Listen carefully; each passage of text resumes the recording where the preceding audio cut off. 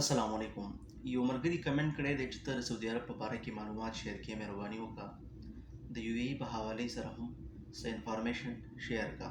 نو په دې ویډیو کې به درته زه د یو ای د ویزټ ویزې، د آزادې ویزې یا د ورک پرمټ ویزې په باره کې معلومات شیر کوم. څنګه چې تاسو ته پته وه چې څو ورځې مخکې یو ای د پاکستان لپاره ویزې بین کړې وې، یا هغه ملګري کوم چې په یو ای کې موجود وو په ویزټ ویزا باندې، نو د هغې ویزې نه لګېدې، مطلب د هغې ویزټ ویزا ویزې ته نه کنورټ کېده. نو په دې حوالې سره ډېر ګډ نیوز دی د هغې ملګرو دپاره کوم چې یو ای ته په راتلو کې انټرسټډ دي یا په یو ای کې په ویزټ ویزا باندې موجود دي او خپله ویزا کنورټ کوي. نو دا ویډیو خاص کر د هغوی دپاره ده. که ویډیو مو خوښه شي نو مخکې د ملګرو سره شیر کړئ، که د چا چېرته زړه کې څه شک وي یا ډاوټ وي چې هغه کلیر شي، یا ستاسو څه هر قسمه کوېسچن وي نو ما نه په کمنټس یا په مسنجر کې تپوس کولی شي. خبره داسې ده چې تاسو به کله د پاکستان نه د یو ای ویزټ ویزا اپلای کوله یا به ورک پرمټ ویزا اپلای کوله، نو هغه به تاسو ته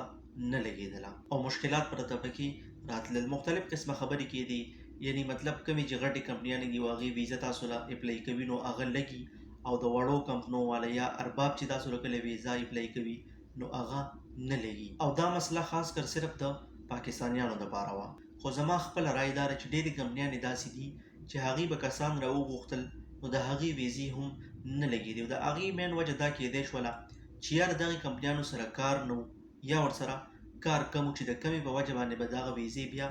نه لګېدلې، مطلب نوې ویزې به نه وتلې او ریجکټ کېدلې وه. او څنګه چې تاسو ته پته ده چې زموږ ډېر پاکستانیان داسې شته دي چې هغه د پاکستان نه کسان راوغواړي یو ای ته، مطلب د کار دپاره،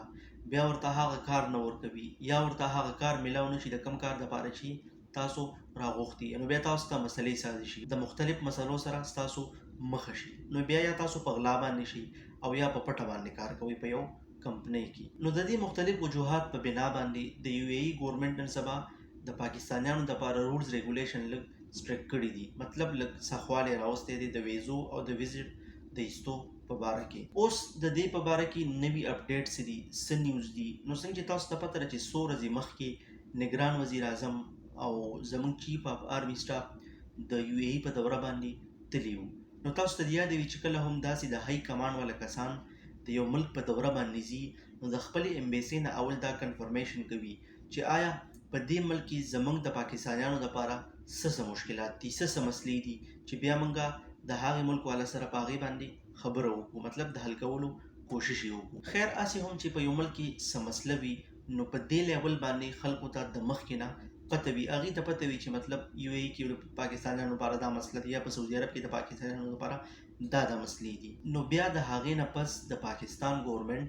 د یو ای ګورنمنټ ته ریکویسټ وکړو چې مهرباني وکړئ تاسو چې دا کوم سیسټم راویستی دی یا تاسو ویزې د پاکستانیانو دپاره بین کړي دي نو دا مسله حل کړئ، یا که ستاسو په سیسټم کې څه مسله وي ویزې پې نه وځي نو کاینډلي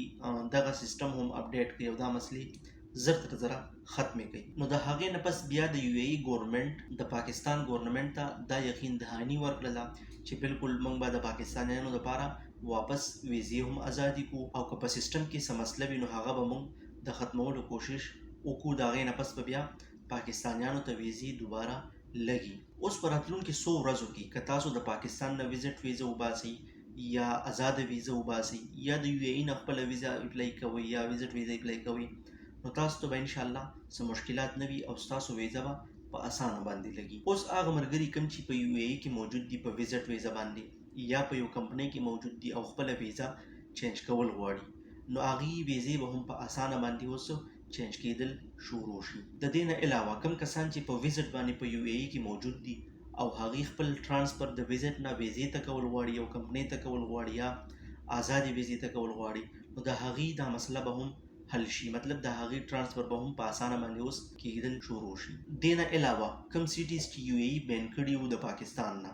چې مطلب د دې سیټیز کسان به د هغې ویزټ به نه وځي نو د هغې مسله هم حل شوله. که تاسو په بین سیټي کې موجود یې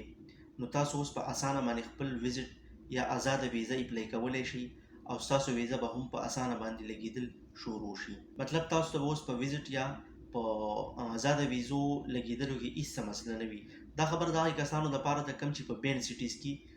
پاتې کیږي، ځکه چې داسې سیټیز چې هغه یو ای بین کړي وو،